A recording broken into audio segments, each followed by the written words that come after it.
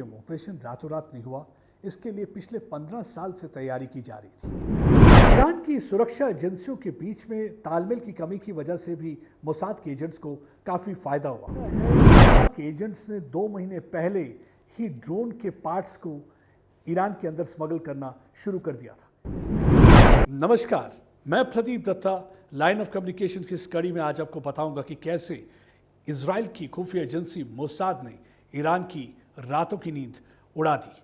Operation rising line के तहत हम मोसाद के उन खुफिया अभियानों के खुलासा करेंगे जिसकी वजह से ईरान की सिक्योरिटी एजेंसीज पूरी तरह से हिल गई हैं। हम आपको बताएंगे कि किस तरह से ये मोसाद के एजेंट ईरान में रहकर अपने सीक्रेट मिशन पर काम करते रहे और ईरान को कानो कान खबर नहीं हुई। मिडिल ईस्ट के इतिहास में जून 13 को सबसे बड़ा ऑपरेशन ईरान के खिलाफ इजराइल ने लॉन्च किया और इस हमले की वजह से ईरान में पूरी तरह से हड़कंप मच गई। उन्हें समझ में नहीं आ रहा था कि क्या हो रहा है। अभी सूरज की पहली किरण ने उजाला भी नहीं किया था कि जुगनू की तरह ड्रोन मंडराते हुए ईरान में नजर आए और आहिस्ता आहिस्ता से वो ड्रोन जो हैं एरियल डिफेंस सिस्टम और उसके साथ साथ मिसाइल लॉन्चिंग साइट्स को निशाना बनाने लगे। और ये ड्रोन जो थे इजराइल से उड़कर ईरान की तरफ नहीं आ रहे थे बल्कि ईरान के अंदर ही उड़ाए जा रहे थे और इसकी वजह से जो काउंटर स्ट्राइक कैपेसिटी जो थी ईरान की ख़त्म होती हुई नज़र आ रही थी। अभी ईरान इस हमले से संभल ही पाया था कि 200 के करीब जो लड़ाकू विमान हैं इजराइल से उड़कर ईरान पर हमला करते हैं और उन्होंने न्यूक्लियर फैसिलिटी को टारगेट किया और उसके साथ साथ उन्होंने उनके मिलिट्री इंस्टॉलेशन को भी टारगेट किया। बमबारी की वजह से 6 न्यूक्लियर साइंटिस्ट मारे जाते हैं और उसके साथ साथ कई टॉप मिलिट्री कमांडर की जान भी चली जाती है। मारे जाने वाले आर्मी कमांडर में शामिल थे chief of staff of armed forces general Mohammad Bagheri, chief of Iranian revolutionary guard Hussein Salami, head of revolutionary guard missile program general Amir Ali. इन टॉप रेंज के मारे जाने से एक पल के लिए ईरान की कमर टूटती हुई नजर आई। इजराइल का कहना है कि यह हमला उन्होंने ईरान को न्यूक्लियर बम बनाने से रोकने के लिए किया गया। अगर वो ये हमला नहीं करते तो 3 महीने के अंदर ईरान न्यूक्लियर बम बना लेता और जिसकी वजह से इजराइल का वजूद खतरे में पड़ जाता। इसलिए इजराइल के पास और कोई जरिया नहीं था इस हमले को करने के अलावा, क्योंकि उनकी पूरी कोशिश है कि वो इस न्यूक्लियर फैसिलिटी को पूरी तरह से तबाह और बर्बाद कर दें। हालांकि कुछ न्यूक्लियर प्लांट्स पर उन्होंने हमला किया है लेकिन अभी भी अपने मकसद में पूरी तरह से कामयाब नहीं हो पाए हैं। इस हमले से एक दिन पहले इजराइल के प्रधानमंत्री जेरूसलम में वेस्टर्न वॉल जाते हैं जो कि यहूदियों का सबसे पवित्र स्थल माना जाता है। वहाँ पे नेतन्याहू एक पर्ची में लिखते हैं people shall rise up like lion और इस पर्ची को दीवार के अंदर क्रैक में दबा देते हैं और कुछ ही घंटे में ईरान पर हमला बोल देते हैं। यह ऑपरेशन राइजिंग लाइन कोई कोड नेम नहीं है बल्कि जिविश बाइबल, जिसे तनक भी कहा जाता है, उसकी एक आयत से निकाला शब्द है जो इजराइल की कामयाबी, तरक्की और जीत की कहानी बयान करता है। इस ऑपरेशन की इनिशियल सक्सेस का अगर किसी को सेहरा पहनाया जाए तो वो है मोसाद। अब सवाल ये पैदा होता है कि रातों रात ये ऑपरेशन मोसाद ने कैसे कर दिखाया। देखिए, ऑपरेशन रातों रात नहीं हुआ, इसके लिए पिछले 15 साल से तैयारी की जा रही थी। बताया जाता है कि 2010 में पहली बार मोसाद के एजेंट जो है ईरान में घुसपैठ करने में कामयाब हुए और उनकी स्ट्रेटजी थी 3 पिलर्स पर डिपेंड। एक इंटेलिजेंस, दूसरा रिकॉनेसेंस और तीसरा सर्वेलेंस, यानी कि आप किसी तरीके से खुफिया जानकारी हासिल करें और उसके बाद आप पूरी तरह से वहाँ पे जो भी हो रहा है उस पर निगरानी रखें। और तीसरा, आप जासूसी का काम करें और उसके साथ साथ अपना एक स्लीपर सेल भी वहाँ पे तैयार करें। और उन्होंने आहिस्ता आहिस्ता वहाँ पे लोगों को रिक्रूट करना शुरू किया। ये रिक्रूट करना इतना आसान नहीं था क्योंकि वो जाके पॉपुलेशन के साथ वहाँ पे इस तरीके से घुल मिल के कोई कह नहीं सकता था कि ये जो है मोसाद के एजेंट हैं। और उन्होंने आहिस्ता आहिस्ता वहाँ पे स्लीपर सेल बनाने शुरू कर दिए। कुछ लोगों को उन्होंने रिश्वत देकर खरीद लिया और कुछ लोग जो कि रजीम के साथ नाराज़ थे, यानी कि हुकूमत के साथ नाराज़ थे, उनको वैसे ही उन्होंने अपने साथ मिला लिया। और तीसरे वो शख्स थे जिनको पैसे की ज़रूरत नहीं थी, उन्हें हनी ट्रैप के द्वारा उन्होंने फंसा लिया ताकि वो उनके लिए काम करते रहे। यही नहीं, उसके साथ साथ वो लोग जो कि मिलिट्री एस्टेब्लिशमेंट में काफ़ी अंदर तक थे और जो लोग न्यूक्लियर फैसिलिटी के बहुत करीब थे, उन्होंने उनका भरोसा जीत लिया, उनको अपने साथ शामिल कर लिया ताकि उनको पल पल की खबर मिलती रहे। और ये पिछले कई वर्षों से लगातार ये काम करते आ रहे थे। यही एक वजह है कि वो अपने मिशन में कामयाब हो पाए, ताकि उनके पास जो है इंटेलिजेंस इस तरीके की पुख्ता हो कि जब कभी भी इजराइल की फोर्सेस या एयरफोर्स को कभी उसकी ज़रूरत पड़े तो वो आसानी से ईरान पे हमला कर सकें। और वही हमने देखा कि जून 13 को हुआ। ईरान की सुरक्षा एजेंसियों के बीच में तालमेल की कमी की वजह से भी मोसाद के एजेंट्स को काफ़ी फ़ायदा हुआ। उसके साथ साथ उन्होंने जो कुर्दिश लड़ाकू हैं जो इराक से ऑपरेट करते हैं उनके साथ भी रिश्ते बनाए। यही नहीं, जो बलोच रिबल हैं जो कि पाकिस्तान और ईरान के बॉर्डर पर ऑपरेट करते हैं उनके साथ भी संबंध बनाए, जिसकी वजह से उन्हें इन्फिल्ट्रेशन में काफ़ी आसानी हुई, क्योंकि इन्होंने उन्हें वो स्मगलिंग रूट प्रोवाइड किए जहाँ से आसानी से वो घुसपैठ कर सकें और ईरान के अंदर अपना ठिकाना बना सकें, जो सेफ हाइड आउट बना सकें। तो ये काफ़ी उनके लिए फ़ायदेमंद रहा। यही नहीं, उन्होंने कोशिश की कि उन लोगों से भी तालमेल बनाया जाए जो सरकार से नाराज़ थे। और क्योंकि हमने देखा है कि पिछले कुछ सालों में हमने देखा है कि सिविल सोसाइटी काफ़ी नाराज़ थी इस आयतुल्लाह खमैनी रजीम की वजह से, क्योंकि कुछ उन्होंने ऐसे फैसले लिए थे जिससे लोग नाखुश थे। जो लोग नाखुश थे उनको भी अपने स्लीपर सेल में उन्होंने शामिल कर दिया। बताया जाता है मोसाद के एजेंट्स ने 2 महीने पहले ही ड्रोन के पार्ट्स को ईरान के अंदर स्मगल करना शुरू कर दिया था। इसके लिए उन्होंने सूटकेस का इस्तेमाल किया या ट्रक्स का इस्तेमाल किया या शिप्स के जो कंटेनर हैं उसका इस्तेमाल किया। ठीक उसी तरह जिस तरह से हमने देखा कि यूक्रेन ने रशिया के अंदर ड्रोन्स को स्मगल किया था और उन्होंने किस तरीके से वहाँ पे उनके फाइटर जेट्स को निशाना बनाया था। इसी तरह इन्होंने यहाँ पे एरियल डिफेंस सिस्टम और उसके साथ साथ मिसाइल लॉन्चिंग साइट्स को निशाना बनाया, जिसकी वजह से ईरान पूरी तरह से हैरान परेशान हो गया। मोसाद की घुसपैठ का सिलसिला 2010 में शुरू हुआ था, जब ईरान ने बम बनाने के लिए यूरेनियम इनरिचमेंट की तरफ कदम बढ़ाया। 2010 में मोसाद ने अपना पहला कारनामा अंजाम दिया, जब उन्होंने ईरान की नटांस न्यूक्लियर फैसिलिटी को एक साइबर वेपन से टारगेट किया। उन्होंने स्टक्सनेट नाम के वायरस से निशाना बनाया। इस वायरस को नटांस न्यूक्लियर फैसिलिटी के सॉफ्टवेयर में डाल दिया गया, जिसकी वजह से 984 के करीब सेंट्रीफ्यूज पूरी तरह से तबाह और बर्बाद हो गए। जब ईरान को कुछ समझ में नहीं आया तो उन्होंने बेलारूस के साइबर एक्सपर्ट्स की मदद ली, और बेलारूस से साइबर एक्सपर्ट्स ने जब उस पूरे सिस्टम का मुआयना किया तो उन्होंने ईरान को बताया कि उनका जो सॉफ्टवेयर सिस्टम है वो इजराइल के साइबर अटैक की चपेट में आ चुका है, और इस वजह से जो ईरान के न्यूक्लियर प्रोग्राम को एक बहुत बड़ा धचका लगा। 2018 में मोसाद ने एक सीक्रेट अभियान चलाया। इस अभियान के तहत उन्होंने 1 लाख के करीब जो न्यूक्लियर डॉक्यूमेंट्स थे ईरान से चुरा लिए। बताया जाता है ये डॉक्यूमेंट्स एक न्यूक्लियर प्लांट के यार्ड से चुराए गए, और इन डॉक्यूमेंट्स में ईरान के न्यूक्लियर प्रोग्राम का पूरा कच्चा चिट्ठा था। इसी वजह से बताया जाता है कि उस समय डोनाल्ड ट्रंप, जो कि यूनाइटेड स्टेट्स के राष्ट्रपति थे, उन्होंने ईरान से न्यूक्लियर प्लांट्स को लेकर जो बातचीत चल रही थी उसे कैंसिल कर दिया, और उसके बाद उन्होंने ईरान पर सैंक्शन इम्पोज कर दिए। 2020 में मोहसिन फखरीज़ादे, जो कि ईरान के मशहूर न्यूक्लियर साइंटिस्ट थे, उन्हें satellite link artificial intelligence operated remote control machine से मार गिराया। बताया जाता है कि इस साइंटिस्ट के बारे में मोसाद को उन चुराए हुए सीक्रेट डॉक्यूमेंट से ही पता चला था। और अब इस ड्रोन अटैक की वजह से, जो कि जून 13 को हुआ, उसकी वजह से ईरान की खुफिया एजेंसियां पूरी तरह से बौखलाई हुई हैं। उन्हें समझ नहीं आ रहा किस पे भरोसा करें और किस पे भरोसा ना करें। यही वजह है कि ईरान आज अपने लोगों को शक की निगाह से देख रहा है। जहां एक और वो इजराइल पर हमले कर रहा है, वहीं दूसरी ओर उन्होंने एक क्रैकडाउन कोलैबोरेटर्स के अगेंस्ट स्टार्ट कर दिया, एक मुहिम शुरू कर दी है, ताकि देश के गद्दारों को जल्दी से जल्दी पकड़ा जा सके और उन्हें सख्त से सख्त सज़ा दी जा सके।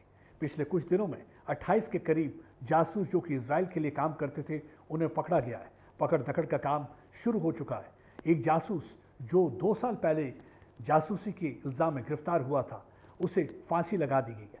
फांसी लगाने का मतलब है कि एक डर का माहौल पैदा किया जाए ताकि बाकी लोगों के लिए सबक हो कि वो इजराइल के लिए काम नहीं करेंगे, और अगर वो काम करते हैं इजराइल के लिए, इजराइल की मोसाद एजेंसी के लिए, तो उनकी सज़ा सिर्फ मौत है। यही नहीं, अगर कोई भी शख्स इजराइल के फेवर में किसी भी मीडिया हाउस में कोई आर्टिकल लिखता है तो उसके खिलाफ भी कार्रवाई की जा रही है। एक तेहरान प्रोसिक्यूटर्स का एक यूनिट बनाया गया है जो कि मीडिया आउटलेट्स को पूरी तरह से मॉनिटर कर रहा है। ईरान में डर और शक का माहौल इस तरह से बढ़ गया कि कोई भी शख्स अगर गॉगल, मास्क, हैट या चश्मा पहने हुए नजर आता है तो उसकी भी पूरी तरह से तलाशी ली जाती है या पूछताछ की जाती है। देखिए उनके शक के दायरे में और कौन कौन है। हैट पहन के घूमता शख्स, अगर किसी के पास लगातार कोरियर पैकेट आ रहे हों, या कोई पिकअप ट्रक चलाने वाला हो, या कोई तस्वीर या वीडियो बनाते सड़क पर नजर आए। यही नहीं, लोगों से कहा गया है अगर किसी बिल्डिंग में चीखने चिल्लाने की आवाज़ आए या किसी कंस्ट्रक्शन की आवाज़ आए तो फौरन सुरक्षा कर्मियों को इत्तला करें। यही नहीं, मकान मालिकों से कहा गया है कि वो सुरक्षा एजेंसियों को अपने किराएदार की पूरी डिटेल दें। अगर कोई भी किराएदार किसी भी जासूसी में इन्वॉल्व पाया गया तो उसे सख्त से सख्त सज़ा दी जाएगी। यानी कि पकड़ दकड़ का माहौल पूरी तरह से वहाँ पे जारी है और शक की सुई किसी भी वक्त किसी भी शख्स की तरफ मुड़ सकती है। यहाँ ये कहना गलत ना होगा कि ईरान ने अपनी गलतियों से कुछ भी नहीं सीखा। पिछले साल हमने देखा कि कैसे अगस्त के महीने में इस्माइल हानिये, जो कि हमास के बहुत कदावर नेता माने जाते हैं, ईरान में तेहरान के गेस्ट हाउस में स्टे कर रहे थे। वो प्रेसिडेंशियल फंक्शन के लिए ईरान के गेस्ट थे, लेकिन एक बम धमाके में मारे जाते हैं और बताया जाता है कि मोसाद ने ये बम उस कमरे में 2 महीने पहले प्लांट कर दिया था। और जैसे ही इस्माइल हानिये अपने बॉडीगार्ड के साथ उस कमरे के अंदर आते हैं और वहाँ पे वो विस्फोट हो जाता है बम, जिसकी वजह से वो मारे जाते हैं। और यही नहीं, उसके बाद हमने देखा कि किस तरीके से हिजबुल्लाह के कई कमांडर जो कि वॉकी टॉकी या पेजर ब्लास्ट में मारे जाते हैं। बताया जाता है कि हसन नसरल्लाह जो कि हिजबुल्लाह के चीफ थे, उन्होंने कहा था अपने लोगों से कि आप मोबाइल फ़ोन का इस्तेमाल ना करें, इसलिए उन्होंने पेजर और वॉकी टॉकी को इस्तेमाल करना शुरू कर दिया था। और मोसाद जानता था कि ये वॉकी टॉकी और पेजर का इस्तेमाल कर रहे हैं, इसलिए इन्फॉर्मेशन मिलना बहुत मुश्किल होगा। उन्होंने एक शेल कंपनी बनाई जिसके तहत उन्होंने जितने भी ये पेजर थे या वॉकी टॉकी थे ताइवान से खरीद लिए और उन पेजर के अंदर उन्होंने विस्फोटक सामान डाल दिया। और जैसे ही इन पेजर्स में बीप होती या जैसे ही उन पे कॉल आती वो फट जाते। और हमने देखा कि कई हिजबुल्लाह के कमांडर मारे गए और कई हज़ार लोग जख्मी हुए, जिसकी वजह से एक लेबनान में एक डर का माहौल फैल गया। यही नहीं, हिजबुल्लाह के जो चीफ कमांडर हैं हसन नसरल्लाह, बेरूत में बताया जाता है कि एक मीटिंग के लिए आते हैं। जैसे वो अपने अंडरग्राउंड उस बंकर में मीटिंग के लिए जाते हैं, उनके साथ कोई और लोग भी थे जो उस मीटिंग कर रहे थे, उसमें उनकी बेटी भी थी। और बताया जाता है कि उसी समय इजराइल की तरफ से एक हमला होता है और जिस बम की वजह से हसन नसरल्लाह, उनकी बेटी और कई कमांडर मारे जाते हैं। और ये भी पता चला है कि ये मोसाद को इन्फॉर्मेशन ईरान के ही अंदर से मिली थी और ईरान की ही सुरक्षा एजेंसियों के लोग जो इस मीटिंग के बारे में जानते थे, उन्होंने इत्तला की थी कि इस समय पे, इस टाइम पे हसन नसरल्लाह इस बंकर के अंदर होंगे। और उसी टाइम पे ईरान के उस स्टूज, जिसे प्रॉक्सी भी कहा जाता है, उसको उन्होंने मारकर पूरी तरह से ख़त्म कर दिया। और ये पहली बार ऐसा नहीं हुआ है, क्योंकि पहले भी कई ऐसे अटैक हुए हैं जिसके बारे में मोसाद को पूरी इन्फॉर्मेशन थी और मोसाद ने अकॉर्डिंगली अपनी सिक्योरिटी एजेंसीज को इत्तला दी और अकॉर्डिंगली उन्होंने उनको टारगेट कर दिया। मोसाद ने तो अपना कारनामा बखूबी अंजाम दिया है, लेकिन क्या इजराइल अपने मकसद में कामयाब हुआ है? क्योंकि इजराइल के समय 2 ऑब्जेक्टिव हैं।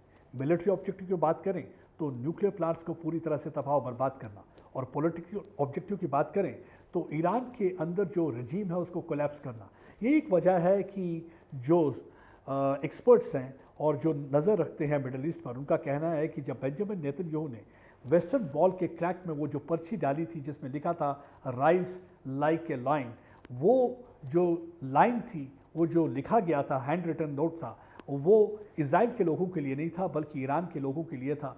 क्योंकि ईरान के लोग पिछले कई वर्षों से लगातार प्रोटेस्ट करते आ रहे हैं और इजराइल चाहता है कि वहाँ पे वो सड़कों पर निकल आएँ, ईरान की रजीम के खिलाफ आवाज़ उठाएं और बगावत का बिगुल बजा दें।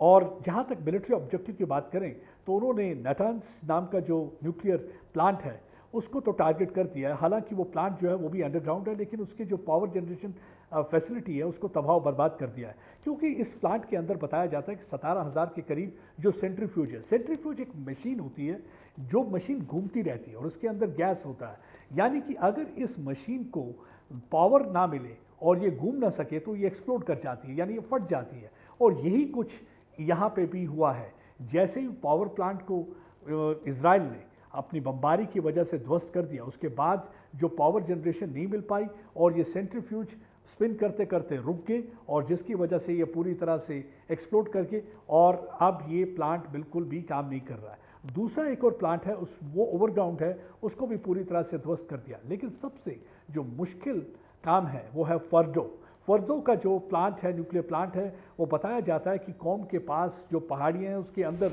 300 फीट अंदर ये न्यूक्लियर प्लांट बनाया, टनल के द्वारा यहाँ पे जाया जा सकता है। अभी तक इजराइल कोई नुकसान नहीं पहुँचा पाया इस फर्दो प्लांट को, क्योंकि अगर फर्दो प्लांट की बात करें तो यानी कि जो भी अभी तक कार्रवाई इजराइल ने की है उस कार्रवाई से वो कुछ देर के लिए जो है न्यूक्लियर एम्बिशन जो है ईरान की उसको डिले कर सकता है, यानी कि 8-9 महीने के बाद एक बार फिर से ईरान तैयार होगा न्यूक्लियर बम बनाने के लिए। तो या जो अभी तक का हमला जो कार्रवाई की गई है वो सारा वेस्ट हो जाएगा।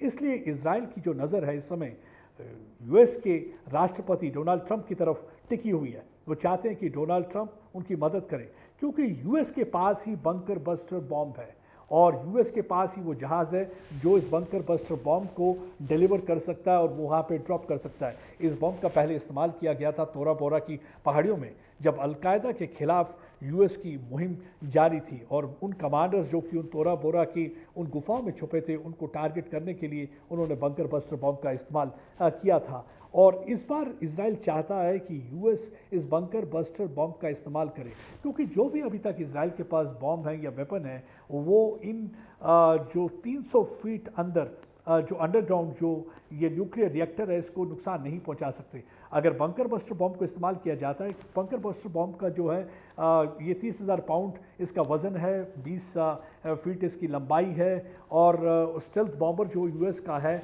वो इसको अगर ड्रॉप करता है तो यानी एक बंकर बस्टर बॉम्ब से इस न्यूक्लियर फैसिलिटी को तबाह नहीं किया जा सकता। इसके लिए 2 या 3 के करीब बंकर बस्टर बॉम्ब का इस्तेमाल करना होगा न्यूक्लियर रिएक्टर को अगर पूरी तरह से तबाह और बर्बाद करना है। पहले तो ऐसा लग रहा था कि ट्रंप जो है इस जंग में हिस्सा नहीं लेंगे, लेकिन पिछले कुछ घंटों से अनुमान लगाया जा रहा है कि हो सकता है कि यूनाइटेड स्टेट्स ऑफ अमेरिका इस बंकर बस्टर बॉम्ब का इस्तेमाल करे। अगर ये बंकर बस्टर बॉम्ब का इस्तेमाल किया जा सकता है तो इसके बाद जो नतीजे हैं अलग ही होंगे, इस जंग के नतीजे अलग ही होंगे। हाँ ज़रूर ईरान उसके बाद हो सकता है कि हमलों में तेज़ी करे, लेकिन ईरान को काफ़ी भारी नुकसान पहुंच सकता है, क्योंकि इजराइल इसे देखता है न्यूक्लियर बॉम्ब जो कि ईरान जिसको बनाने की कोशिश कर रहा है इसे इस्लामिक बॉम्ब की तरह देख रहा है और हमेशा से ईरान जो है इजराइल के खिलाफ रहा है। तो उसे लगता है कि अगर ये न्यूक्लियर बॉम्ब हासिल कर लिया ईरान ने तो इजराइल के लिए बहुत बड़ा खतरा होगा, उनके वजूद के लिए खतरा होगा। यही वजह है कि वो वजूद के लिए लड़ाई लड़ रहे हैं। पर दूसरी ओर ईरान का कहना है कि जितनी भी न्यूक्लियर फैसिलिटी उनके पास है वो पीसफुल पर्पज़ के लिए यूज़ की जा रही है, उस फैसिलिटी को बिल्कुल भी वो वेपनाइज नहीं कर रहे हैं। लेकिन यूएस और इजराइल का मानना है कि ईरान कभी भी न्यूक्लियर बॉम्ब बना सकता है। आने वाले दिनों में पता चलेगा कि कैसे हालात रहते हैं मिडिल ईस्ट में, लेकिन फ़िलहाल तबाही और बर्बादी दोनों तरफ देखी जा रही है। मैं प्रदीप दत्ता एक बार फिर से आपको अगली कड़ी में किसी अलग इशू के साथ मिलूंगा, लेकिन तब तक आप मेरा इंतज़ार कीजिएगा और ज़रूर इसको वीडियो को शेयर करिएगा, लाइक करिएगा और ज़रूर कमेंट करिएगा और बताइएगा कि आपको कैसा लगा।